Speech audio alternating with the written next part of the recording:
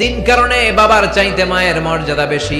এক হলো হামালাতু উম্মুহু, বাবা তোমারে পেটে ধরে নাই, পেটে ধরেছে কে? দুই নাম্বার ওয়াহানানা আলা ওয়াহান, ব্যথা জ্বালা যন্ত্রণা বাবা তোমার জন্য সহ্য করে নাই, করেছে কে? তিন নাম্বার ওয়াফিসালুহু ফি আমাইন, 2 বছর বাবা তোমারে দুধ খাওয়ায় নাই, দুধ খাওয়ালো কে? বিষ্ণু বললেন লাউ কাতালতা জিলদাক, তোমার এই চামড়া কেটেও যদি মায়ের পায়ের 2টা জুতা বানিয়ে দাও, ওই যে 2 বছর দুধ খেয়েছো, ওই দুধের এক ঢোক দুধের সৌদ কি আদায় হবে? যার মা নাই সে জানে মায়ের কি জ্বালা, মা না থাকার যে কি যন্ত্রণা, এটা শুধু সে বুঝে, বাকিরা বুঝবে না। এজন্য মায়ের সাথে যেন আমরা কখনো খারাপ আচরণ না করি। 3 ব্যক্তির দোয়া আল্লাহ ফিরিয়ে দেয় না। মজলুমের দোয়া আল্লাহ ফিরায় না, মুসাফিরের দোয়া আল্লাহ ফিরায় না, আর বাবা মা যদি হাত তুলে দোয়া করে এই দোয়া আল্লাহ কোনোদিন ফিরায় না। ঠিক কিনা? এজন্য মায়ের দোয়া নিতে হবে। মায়ের চাইতে আপন দুনিয়ায় কেউ হয় না।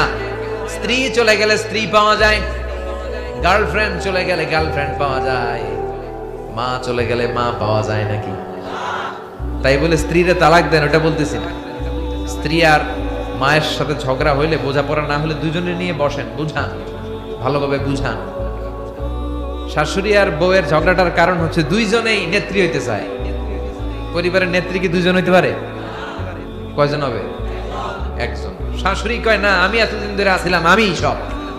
বউ কয় আপনি অনেক দিন ধরে আছেন, এবার রিটায়ারমেন্টে যান, এবার আমি আইছি। এই কিলাকিলি আছে না নাই? আহা, এগুলো করবেন না।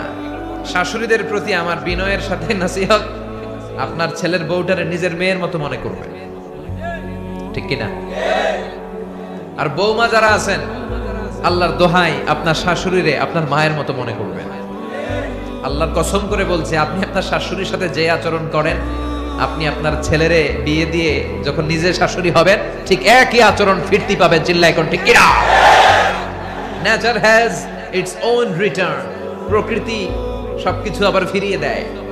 আপনি আপনার শাশুড়ির সাথে যা করবেন, আপনি শাশুড়ি হলে আপনার কলিজা টুকরা ছেলের বউটা আপনার সাথে তাই করবে। এজন্য খবরদার, মায়ের সাথে খারাপ আচরণ করা যাবে। ওগো মা তুমি এই ধরনের শ্রেষ্ঠ নেয়ামত, তোমারই পদ তলে রয়েছে জান্নাত। ওগো মা তুমি এই ধরনের শ্রেষ্ঠ নেয়ামত, তোমারই পদ তলে রয়েছে জান্নাত। মায়ের পায়ের নিচে জান্নাত। সুবহানাল্লাহ পড়ে।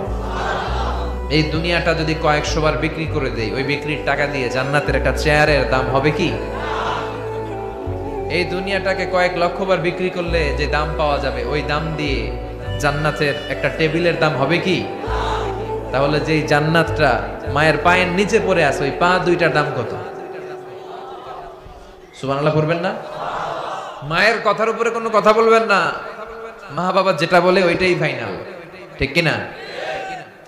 উনারা এক যুগের, আমরা আরেক যুগের, অনেক কিছু বুঝে না। না বুঝলে বিনয়ের সাথে বুঝাবো।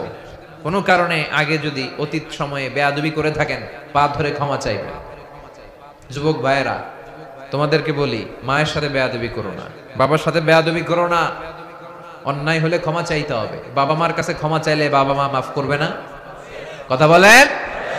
আপনি নামাজি হতে পারেন, আপনি হাজী সাহেব হতে পারেন, আপনি যাকাত দানকারী হতে পারেন, আপনি জিকির করতে করতে অনেক কিছুই করতে পারেন, কিন্তু আপনার মা যদি আপনার বিরুদ্ধে আল্লাহর কাছে বদদোয়া করে, আপনার সব শেষ। এজন্য মায়ের সাথে খারাপ আচরণ করা যাবে?